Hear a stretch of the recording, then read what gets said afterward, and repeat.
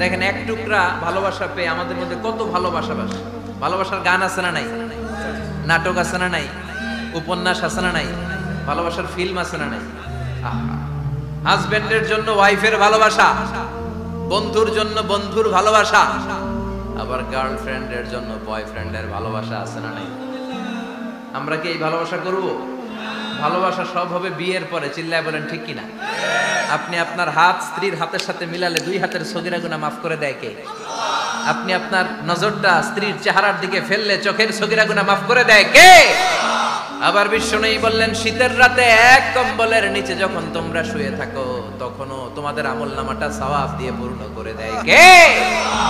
কি সুন্দর ইসলাম! What a balanced religion we have got from our Lord. আল্লাহর কাছ থেকে কি ভারসাম্যপূর্ণ জীবন বিধান আমরা পেয়েছি। পরকিয়া করলে গুনাহ, আর স্ত্রীর সাথে ভালোবাসা প্রকাশ করলে সওয়াব আছে না নাই? আপনি ভালোবাসার কথা স্ত্রীকে বলবেন, স্ত্রীর প্রশংসা করবেন, তার সাথে খুনসুটি করবেন, সওয়াব আছে না নাই? কিন্তু ভাবির সাথে করলে গুনাহ আছে না নাই? শালীর সাথে করলে, কাজিনের সাথে করলে। আল্লাহ তুমি বুঝার তৌফিক দাও। ভালোবাসা তিনি 100 টুকরা করে সবার মধ্যে ঢেলে দিলেন, এক টুকরা নিজের মধ্যে রাখলেন 99 টুকরা। এরপরেও কত ভালোবাসার উপমা গোটা বিশ্বব্যাপী। প্রাণীদের মধ্যে আল্লাহ ভালোবাসা দিলেন। দেখবেন মুরগির বাচ্চা নিয়ে যখন মা মুরগিটা হাঁটে, ছোট বাচ্চাটা ধরা যায় না, ধরতে গেলেই লাফিয়ে কামড়াতে আসে, ঠিক কি না? বাছুরের গায়ে হাত দেয়া যায় না, গাভী রেগে যায়। ছেলের জন্য ছেলেকে বাঁচাতে যে বাবা অ্যাক্সিডেন্ট করে মরে যায়, কলিজার টুকরা মেয়েটারে বাঁচানোর জন্য মা মরে যায়, আছে না নাই?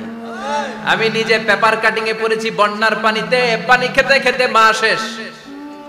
দুধের বাচ্চাটা মেয়েটারে বালতির মধ্যে ধরে মা মাথার উপরে তুলে ধরেছে, বন্যার পানি খেতে খেতে মা শেষ, বাচ্চা মরে নাই। তার মানে কলিজার টুকরা মেয়ের জন্য মা জীবন বিলিয়ে দিয়েছে। এক টুকরা ভালোবাসার ছিটে ফোঁটা তোমরা পেয়েছো। সাইয়েদনা আদম থেকে শুরু করে up to the day of judgement, কিয়ামত পর্যন্ত সবাই মিলে আমরা ভাগে যদি কয় টুকরা? কথা বলেন। আর আল্লাহ নিজের কাছে রেখে দিয়েছেন কয় টুকরা? তাহলে ভালোবাসা আল্লাহর বেশি না কম? আল্লাহ তুমি দয়ার সাগর, রহমানুর রহিম, তোমার দয়ায় পূর্ণ আমার সারা নিশিদিন, তোমার দয়ায় পূর্ণ আমার সারা নিশিদিন। সুবহানাল্লাহ।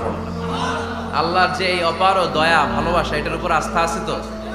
নাকি নিজের ঈমান আর আমলের উপর আস্থা রাখবেন? আমাদের আমল, আমাদের ইবাদত, আমাদের সালাত, যাকাত, এগুলো আমাদেরকে জান্নাতে নিতে পারবে? আমাদেরকে জান্নাতে নিতে পারে শুধুমাত্র কেবলমাত্র আল্লাহর দয়া আর ভালোবাসা।